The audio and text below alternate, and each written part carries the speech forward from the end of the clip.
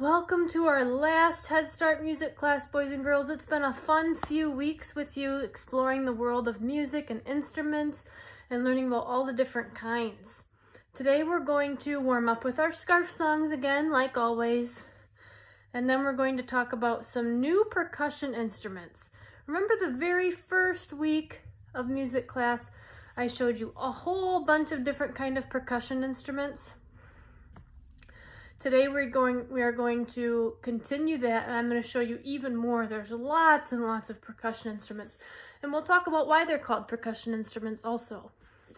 And then after that, we will finish up by reviewing some musical symbols, and we'll say goodbye. So let's get going. Okay, boys and girls, let's warm up today with our scarf songs. So get your scarf or your t-shirt or your paper towel or anything that you have, and we're gonna sing those songs. Remember that we did them the very first week and we warmed up with them. They're gonna be the same songs. All right, here we go. Sing along with me. Can you sing loud? Let's sing loud first. Stretching very tall, now I'm very small. Tall, small, now I'm a tiny ball. Good. Let's do it super, super loud this time. How loud can your voices go? Let's do it. Stretching very tall, now I'm very small. Tall, small, now I'm a tiny ball. Good. How about super soft this time? How quietly can you sing this song? Stretching very tall, now I'm very small. Tall, small, now I'm a tiny ball. Good. Do you think you can sing it super slow? Let's try it. Have your scarf ready. Here we go. Stretching very tall, now I'm very small. Tall, small, now I'm a tiny ball. Good. Slow singing. Okay, let's try it super fast this time. Here we go. Super, super fast. Ready? Stretching very tall, now I'm very small. Tall, small, now I'm a tiny ball. Ooh, good job. You kept up with me. All right, let's do our siren sounds next. Remember we did those? We're gonna start really low with our voices, and then we're gonna go really, really, really high and come back down to really low. Can you do that with me? Let's sing on ooh. Here we go. Ooh.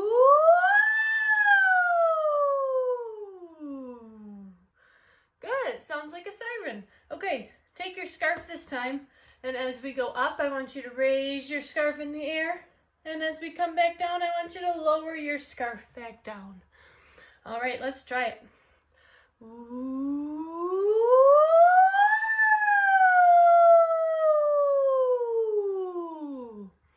Good. Do you think we can do that really, really softly? Maybe kind of mysterious and slow? Let's try it like this. Try it with me. Ooh.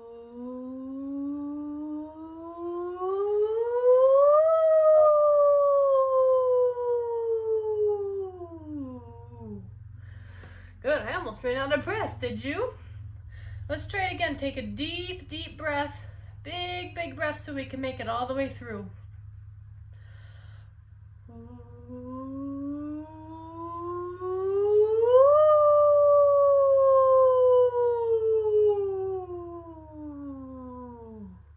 Good, that was better.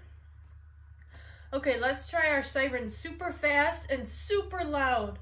How loud and how fast can you do it? Try to stay with me. Here we go. Woo! Good, one more time. Woo! Good. I think our voices are getting warmed up. Let's sing our Firecracker song, and then we'll get going with the rest of our class. All right.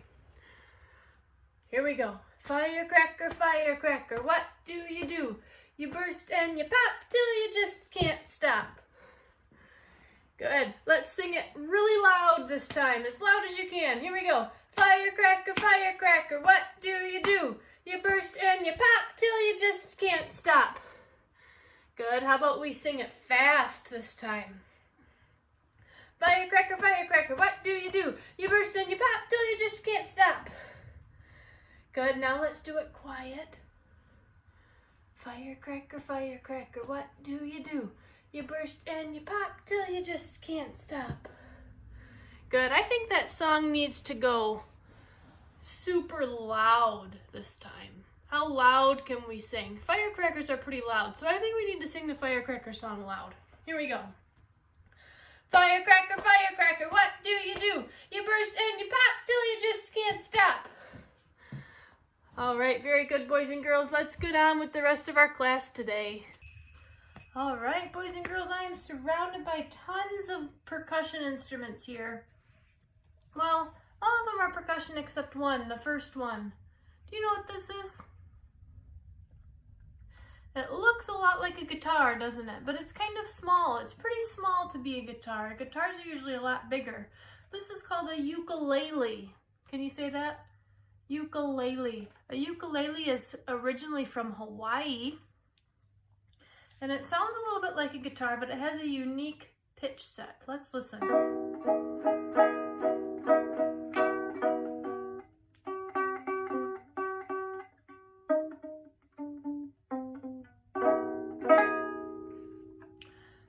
It sounds very Hawaiian. If you ever listen to any Hawaiian music, it's usually accompanied by ukulele, and it's usually accompanied by these specific notes. That's unique to the ukulele. Now, a ukulele, like I said, is not a percussion instrument. What do you think it is? What makes the sound on a ukulele? The strings. Yeah, it's a string instrument, just like the harp, just like the violin, and just like the piano. We use our fingers to pluck the strings. There is no bow for the ukulele like the violin. And we can change the pitches just the same way we play the violin, by pressing our fingers down up here on the string. So if you can hear, here's a string with nothing pressed down. Now I'll press some parts down. Hear how it gets higher? The farther down I go on the string, the higher it gets. So that's how the ukulele works. Let's see. Next I have what we call a whiro. Can you say that with me? Whiro. That's a different instrument. Kind of a funny name, right?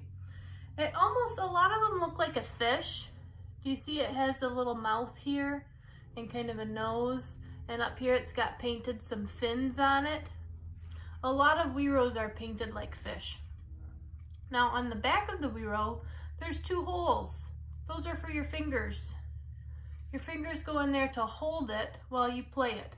Now we're gonna play the whiro with a wooden mallet or a wooden stick, and it sounds like this.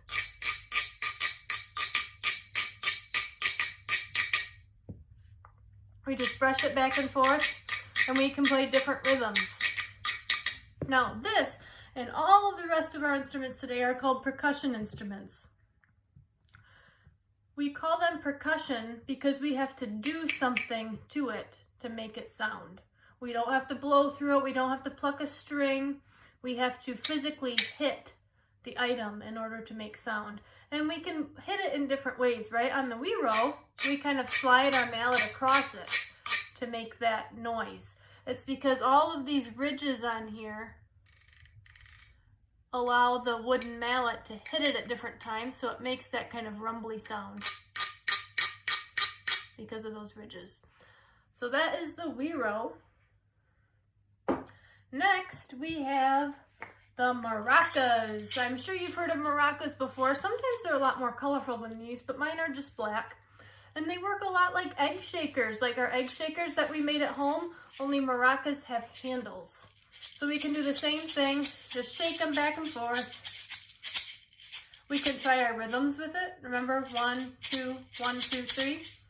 1, 2, 1, 2, 3. Or 1 and 2 and. Or we can just do a steady beat, right? 1, 2, 3, 4, 5, 6, 7, 8. What does it sound like is in there? Yeah, it sounds like our egg shakers. Maybe some rice or some other pellets of some kind in there to make the noise. So those are the maracas. Maracas are originally from Mexico. Originally from Mexico. All right, next we have one that we've learned about before. We played a game with it in one of our classes. You remember what these are? Jingle bells, yep, or we can sometimes call them sleigh bells. So the jingle bells, again, just as a review, we hit from the top.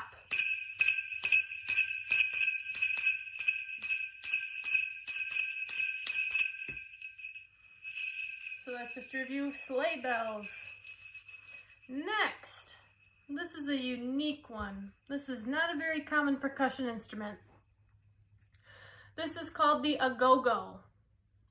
Looks kind of funny, doesn't it? What do you see about it? It's made out of metal.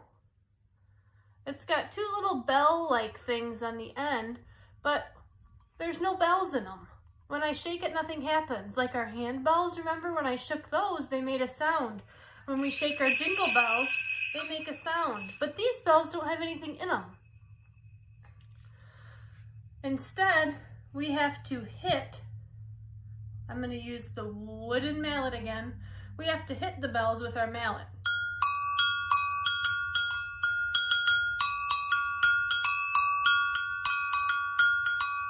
What do you notice about the sound?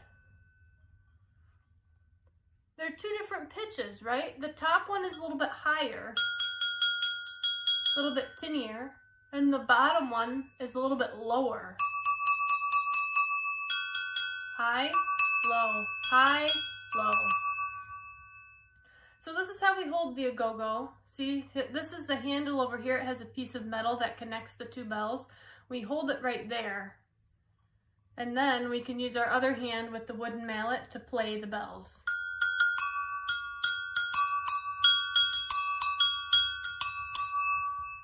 So that is the GoGo. Oh, let's see, what do we have next? We'll do this one next. This is another funny looking instrument. What shape is it in?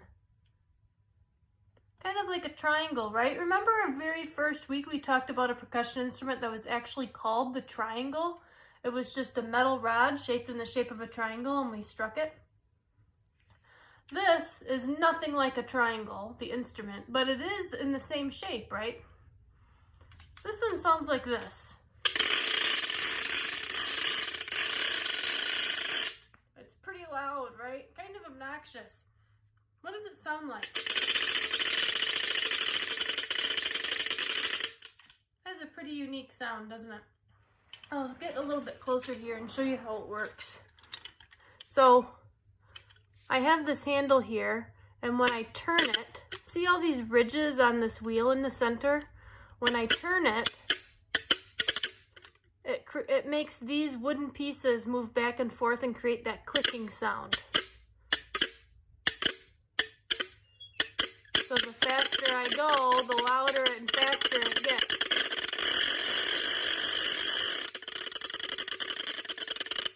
Neat, huh? That's called a ratchet. Can you say ratchet? Ratchet. That makes quite a racket, doesn't it? Okay, next here I have another something that looks like a bell, right? It's not a hand bell, it's not a jingle bell, and it's not in a GoGo because there's not two of them. This is a cowbell. Now, some cowbells have a bell inside that makes a noise back and forth, kind of like our hand bells, but a little bit tinnier. This cowbell does not, though. In order to use this cowbell, we have to strike it with our mallet.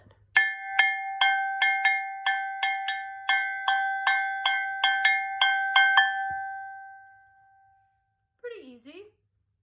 Pretty loud, too, right?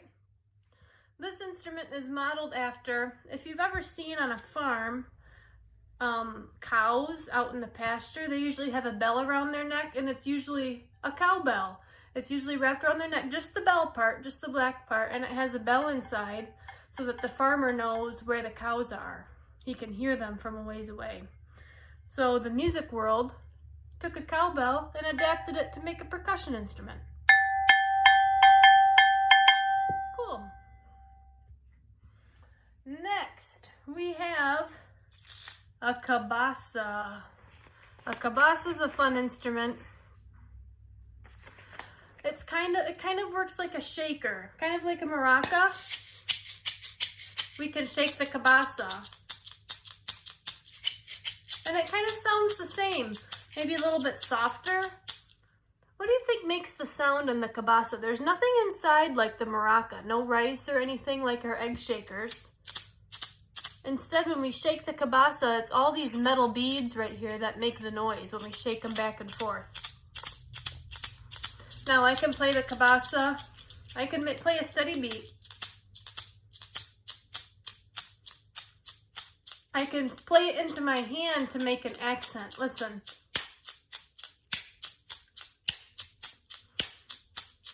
Hear that? It's a little bit louder when I hit my hand. Another way we can play the cabasa is setting it in our hand like this, and then we can rotate the handle.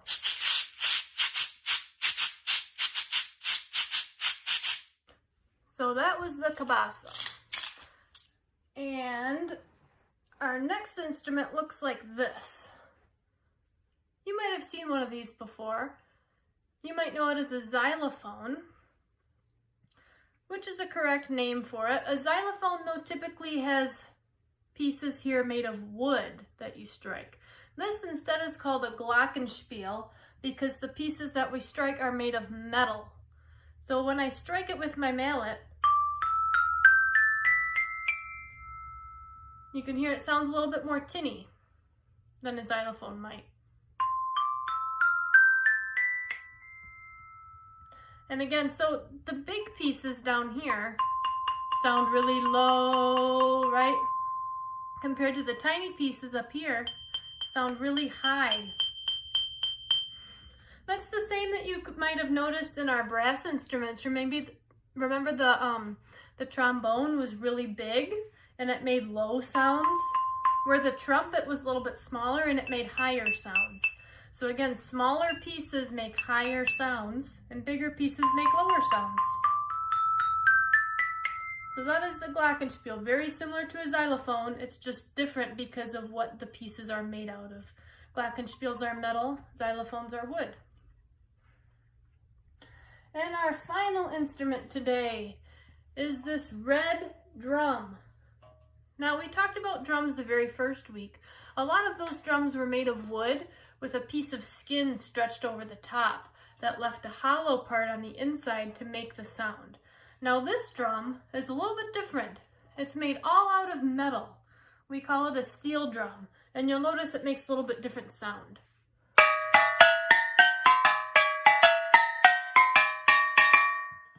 It's pretty loud, isn't it? I'll play it up here so you can see it.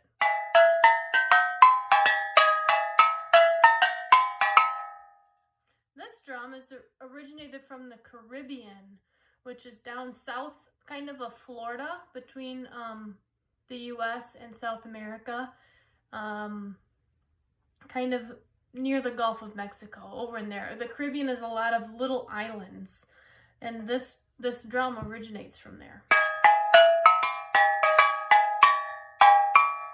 So it's a steel drum. Well, boys and girls, we're going to finish up our class today by reviewing some of those musical symbols that we learned a couple weeks ago.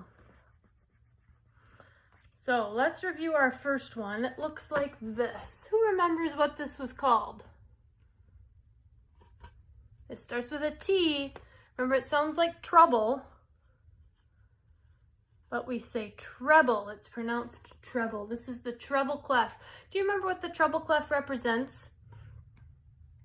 High sounds, yeah, high sounds. Like the tip of our Glockenspiel, right?